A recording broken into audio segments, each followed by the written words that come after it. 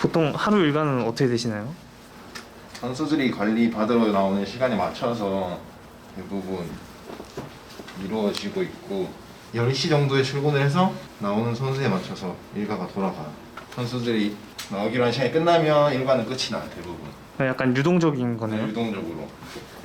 안녕하세요. 저는 FC 서울에서 7년 정도 근무하고 KJ 트레이닝 센터를 운영하고 있는 최규정 트레이너라고 합니다. 지금 이 마사지 받는 선수는 어떤 선수인지 좀 말씀해 주실 수 있을까요? 대학교 선수고 발목이 안 좋아서 재활을 하러 왔는데 대부분 발목이 안 좋은 선수는 종아리가 안 좋아서 네. 종아리도 같이 보면서 재활을 하고 있어요. 같이. 혹시 지금 몇 학년이신지, 저 대학교 4학년입니다. 지금 사시는 곳은 저 일산이요. 일산에서 여기도 꽤 걸리지 않나요?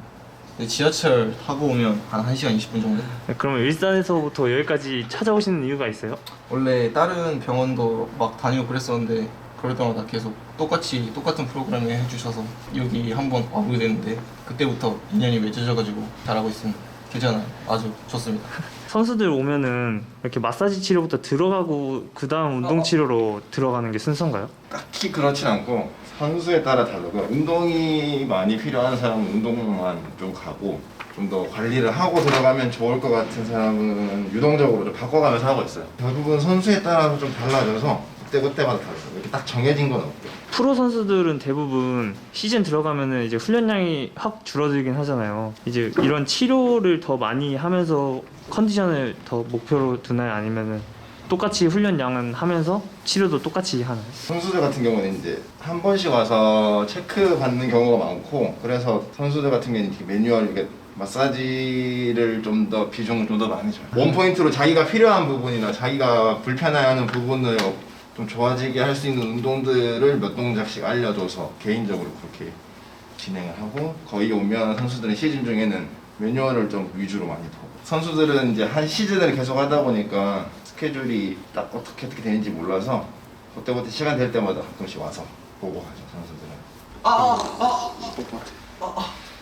선생님이 FE 서울에 7년 동안 계셨던 걸로 알고 있거든요. 네. 선수들 스케줄에 맞추는 게 사실 엄청 힘들었을 텐데 FE 서울에서는 하루 스케줄이 어떻게 되셨던 거예요? 서울의 장점은 선수들이 숙소 생활하는 게 아니라 출퇴근을 했었거든요. 출퇴근하다 보니까 선수들이 다들 뿔뿔이 있어서 한 8시? 9시 정도에 유선상으로 전화를 해서 컨디션 체크를 하고 한 9시에 출근을 해서 그때부터 이제 일과가 시작돼요. 9시에 시작이 되면 오전 훈련이 있으면 오전 훈련을 하는데 오전 훈련이 없으면 재활 선수나 몸이 아픈 선수나 이제 불편한 선수들이 있으면 그 선수들이 개인적으로 와서 점심시간 전까지 이제 치료나 운동을 좀 더 봐주기 시작을 해요. 그리고 운동 시간에 맞춰서 선수들이 밥을 먹는데 운동 시간이 언제냐에 따라서 점심시간은 조금씩 바뀌어요. 운동 한 3시간, 4시간 전에는 대부분 점심을 먹으니까 오후 시간에 맞춰서 점심 먹고 들어오면 또 훈련 직전 시간까지 이제 운동이 안 될 정도는 아닌데 몸이 좀 불편한 애들 불편하고 좀 관리하고 싶은 애들은 이제 운동 직전에 오거든요. 그래서 만약 운동이 3시면 3시까지는 또 선수들을 봐주게 돼요. 계속. 오전에는 재활하는 선수들 위주고 오후에 운동 전에는 운동이 되지만 불편한 애들 3시에 운동을 하면 한 2시간 정도? 그 운동 2시간 사이에 재활이 필요한 선수들은 실내에서 이제 재활 진행하고 나머지 선수들은 2시간 더 밖에서 운동을 해요. 그러면 이제 그때 쉬죠. 근데 쉬는 것도 아니죠. 이제 운동장에서 선수들이 다칠지 안 다칠지 보니까 육체적으로는 쉬지만 이제 정신적으로 이제 약간 좀 예민해지는 상태 같아요. 항상 긴장 상태네요. 네, 항상 긴장. 그래서 2시간 지나면 이제 운동 중에 불편해진 선수나 좀 더 필요한 애들이 있으면 이제 그때 운동 끝나면 또 똑같이 반복해요. 그렇게 해서 선수들이 다 빠지고 나면 7시 정도 되면 이제 퇴근을 하죠. 서울 같은 경우는. 합숙을 하는 팀 같은 경우에는 이제 각자 방으로 가는 거고 서울은 퇴근을 해요. 그래서 서울의 가장 큰 장점이 출퇴근이에요. 트레이너라는 직업에 관심을 갖게 된 계기가 있으신가요? 제가 처음에 트레이너를 하고 싶었던 건 아니고 원래 저도 운동선수가 하고 싶었어요. 축구가 아니고 저는 이제 원래 관심 있던 종목은 야구였고 제가 고향이 대구라서 대구 뭐 이렇게 야구팀이나 이런 데 테스트도 보고 부모님이 좀 반대를 하셔서 운동선수를 못하고 뭘 할지 고민하는 차에 재활 트레이너라는 직업을 알게 됐고 그러면서 좀 더 관심이 가서 쭉 준비하면서 열심히 공부했던 것 같아요.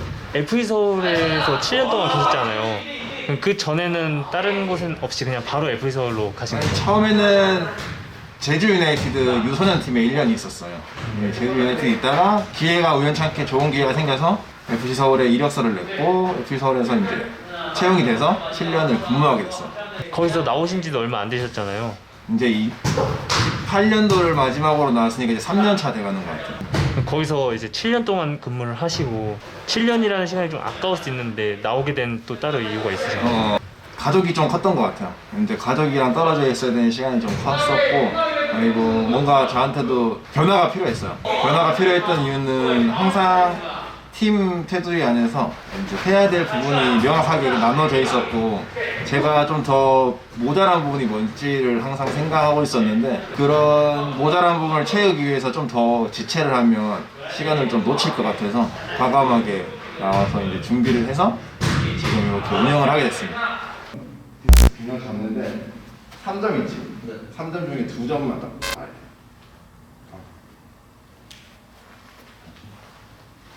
이렇게 나가니까 그냥 편하게 리스트로 좀 하는 거. 균형 잡으면 천천히 발가락 힘 빼고 쭉 그렇죠. 그런 식으로. 오케이. 다시 셋.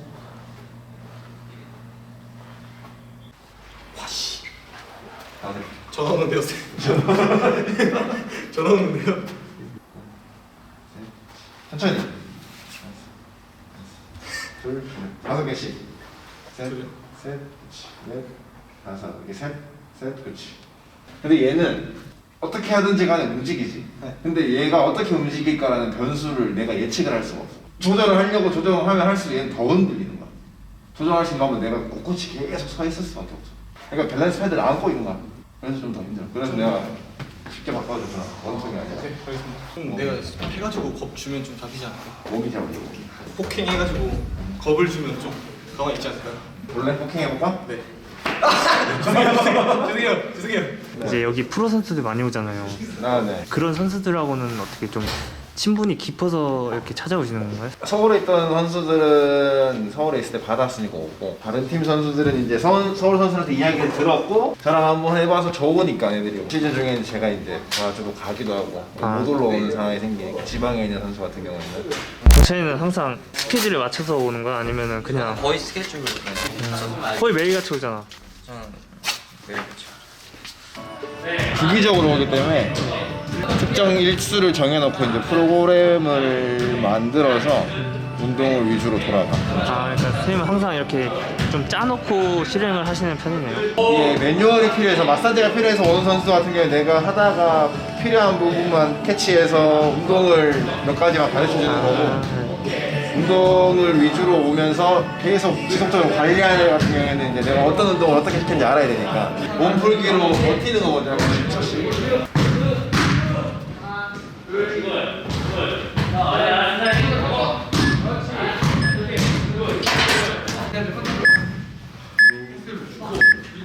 Exercise.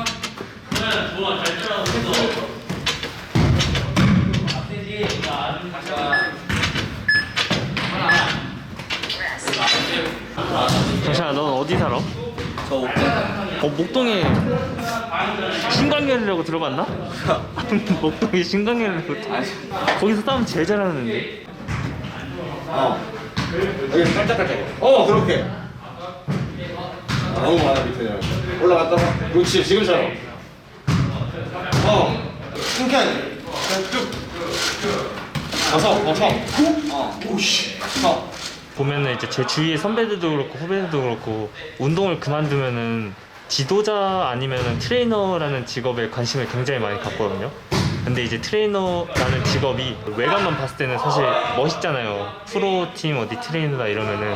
근데 그 전에 그 과정에서는 사실 열정 페이도 좀 많을 거고 고생하는 거에 비해서 페이가 그렇게 세진 않을 건데, 그렇게 금방 지쳐서 나오는 사람들한테 해줄 수 있는 조언이라든가 이런 게 있을까요? 일단 운동을 그만두거나 부상을 당해서 자기가 했던 경험 때문에 쉽게 접근할 수 있는 부분이 재활 트레이너, 뭐 이런 트레이너 아니면 코치 쪽이 대부분인데, 근데 제일 먼저 해줄 수 있는 말은 쉽게 보고 시작을 하지 않았으면 좋겠어요. 왜냐면 제가 주위 사람들한테 항상 해주는 말인데, 요즘은 핸드폰이 발달이 돼 있으니까 본인이 다치거나 어디가 안 좋으면 제일 먼저 할 수 있는 게 검색이에요. 근데 그 검색을 해서 나올 수 있는 부분만 가지고는 할 수 없기 때문에 항상 공부를 해야 되고, 뭔가 새로운 걸 자꾸 찾으려고 하고 자꾸 변화를 주면서 본인이 느끼지 못하면 도태되기 때문에 항상 공부할 수 있는 생각을 가지고 할 수 있는 사람만이 시작하는 게 좋을 것 같아요. 내가 배웠기 때문에 끝이라고 생각해버리면 이제 금액적인 부분이든 뭘 떠나서 흥미를 잃어버릴 수 있어요. 그래서 본인이 진짜 내가 이게 해야 되는 이유가 뭔가 확실하게 서 있어야 뛰어드는 게 좋다고 생각해요. 그러면 선생님은 어렸을 때부터 이 일을 하셨으면은 이런 경험이 있을 거라고 생각하거든요. 아무래도 하는 거에 비해서 페이가 너무 적지 않은가. 그럴 때 좀 이겨냈던 방법이 따로 있으신가요?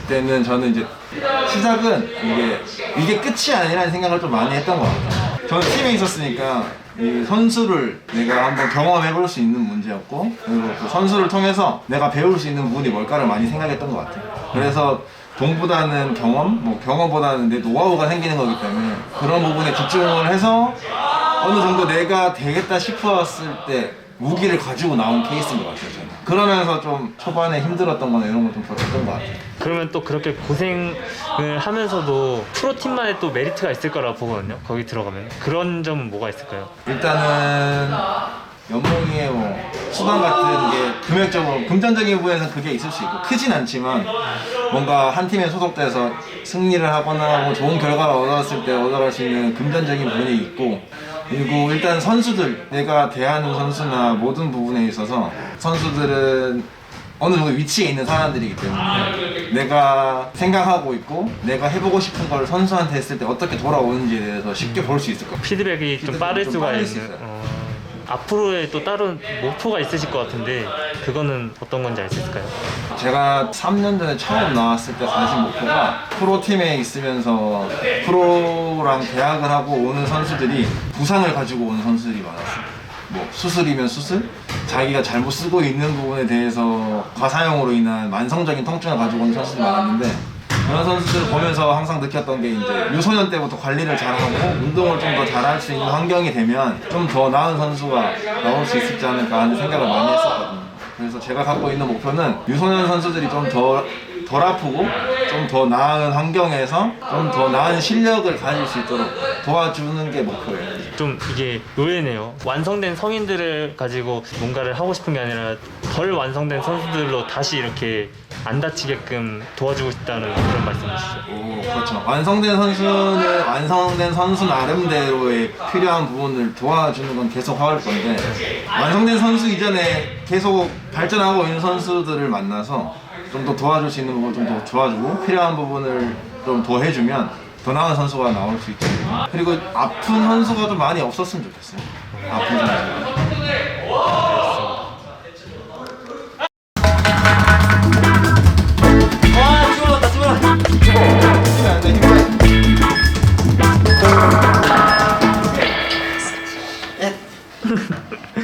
와.